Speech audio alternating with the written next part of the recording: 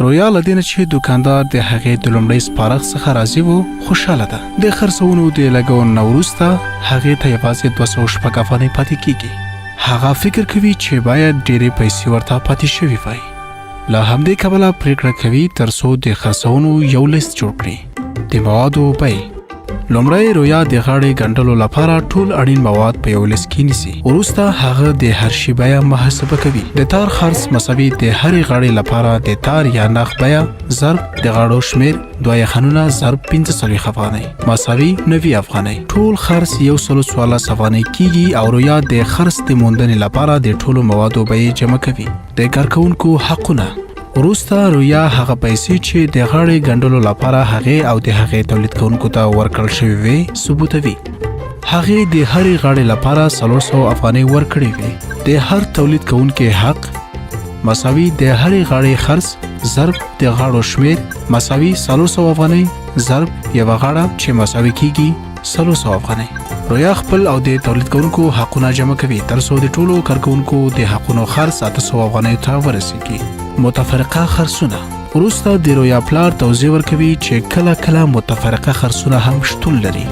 د مثال په توګه د ټلیفون کارت او د سپارښت د سپارنې لپاره د ټیکسي خرڅونه. د رویا متفرقه خرڅونه 80 افغانۍ کیږي. رویا د موادو خرڅ د کارکونکو حقونه او متفرقه خرڅونه جمع کوي چې ټول یې 994 افغانۍ ته رسیږي. ټول خرڅ مساوي د موادو بیه جمع د کارکونکو حقونه جمع متفرقه خرڅونه 80 افغانۍ جمع 800 افغانۍ مساوي 114 افغانۍ چې مساوي کیږي 994 افغانۍ. د دکاندار لخوا هغې ته 1200 افغانۍ ورکړل شوې او د سپارښت د بشپړ کولو لپاره هغې 994 افغانۍ خرڅ کړي چې 200 افغانۍ ورته پاتې شوې دي. رویا 200 افغانۍ ګټه کړې. دا هغه پیسې دي چې د بل سپارښت د اړینو موادو د پیرودنې نه وروسته هغې ته پاتې کیږي ترڅو خپلې کورنۍ سره شریکې کړي. ګټه مساوي بیه منفي ټول خرڅ 1200 افغانۍ منفي 994 افغانۍ چې مساوي کیږي 206 افغانۍ.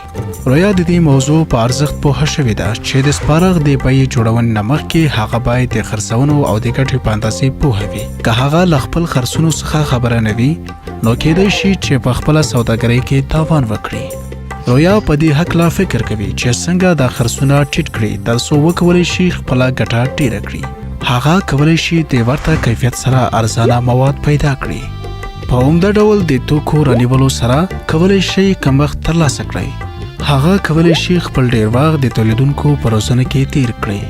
په دې توګه هغوی کولی شي غاړې زر او لږ ستونزو سره یې چمتو کړي چې په پایله کې به وخت او د موادو خرڅ کې کموالی راځي. وروسته له دې چې رویا د څو دوکاندارانو سپارښتونه په بریالیتوب پای ته رسوي امینه هغې ته وایي چې خلک د هغې د کار په هکله ډېرې خبرې کوي. حتی یوه د امینې د ملګرو څخه له هغې نه غوښتنه کړې چې رویا هغې ته یوه جوړه جامه د دودیزو ګلدوزۍ سره وګنډي. رویا له امینې نه پوښتنه کوي چې پر هغه جامو باندې چې خپل خصوصي پیرودونکو ته یې ګنډي څنګه بیه کیږدي. امینه وایي د یو تولید د بیې ایښودنې لپاره باید یوه مناسبه بیه وټاکي ترڅو وکولی شي خپل د پیرودونکو پام ځان ته واړوي. که بیه ډیره جګه وي څوک ستا تولیدات نه رانیسي او که ستا د نظر وړ بیه ډیره ټیټه وي نشي کولی خپل خرڅونه پوره کړي او په پای کې به ډیر زیات تاوان وکړي. امینه اوږدوي په دې اړه پوهېدل چې پیرودونکی ورته شان تولیداتو او یا رقیب ته څومره پیسې ورکوي تاسو سره مرسته کوي ترڅو پوه شئ چې پیرودونکی ستاسو د محصول لپاره څومره پیسې ورکوي. اول طرحه او موډ، دوهم کیفیت، دریم خدمتونه. رویا پوهیږي چې په ماشین ګنډل شوي جامو سره سیالي کولی نشي. له همدې کبله خپل پر تولیداتو د کیفیت لرونکو په لاس ګنډل شوي ګلدوزیو جامو په پرتله بیه ږدي. هغوی له 1200 نه تر 1450 افغانۍ پورې بیه ږدي.